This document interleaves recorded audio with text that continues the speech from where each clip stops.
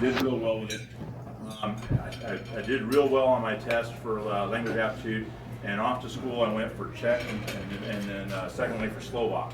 So a lot of people don't know that Czechoslovakia is now two countries.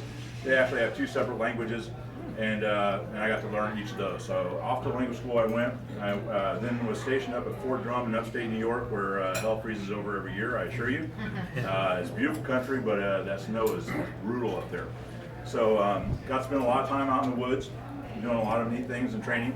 I never really actually got to use my language training real time in a wartime situation. I had the wrong language. So the Gulf War started while I was in. I actually got involuntarily extended for 6 months because everybody that was supposed to get out, they said nope, nobody can get out of the military while we're going to Kuwait and Iraq.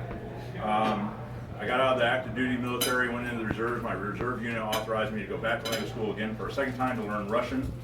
While I was in massage school, which can be very, when I was in language school, which can be very stressful, I would spend a lot of time massaging shoulders and stuff while we're watching TV, and got a lot of great feedback about it. So I said, heck, why not? There's a massage school half a mile away from here. So I learned Russian during the day, went to massage school at night. Unfortunately, when I moved out of California 6 months later, my education in massage did not transfer anywhere. I had the education and the knowledge, but no way to actually apply it in any other state in the country. So I got into management. I managed restaurants and hotels, convenience stores. I did sales and sales management. And in these various businesses, I learned a lot of interesting things. How to manage people with a little bit less of a military approach. Because in the military, you're going to do this, and there's no question. And doesn't matter how you tell them, it's okay. Matter of fact, the meaner you tell them, probably the better it's going to get done. In the civilian world, it doesn't always work that way. And it was always funny because no matter how nice I tried to be, hey Susie, would you please go sweep underneath that table? I was overbearing and militaristic. So I had to spend a lot of time controlling those impulses that I learned in the military. So it's kind of a learning curve, but I picked up on it pretty well. I also built pole barns for 3 years up in Ocala. For horses, so you can imagine this empty field with nothing in it, and someone coming along and putting a grate on, and then we have to dig holes and put posts in, and ceilings and roofs and everything else. So I did that for 3 years. I've actually driven a taxi cab for about 5.5 years as well. About 6 years ago, I decided I was done with restaurant management and decided to go to massage school again here in Florida.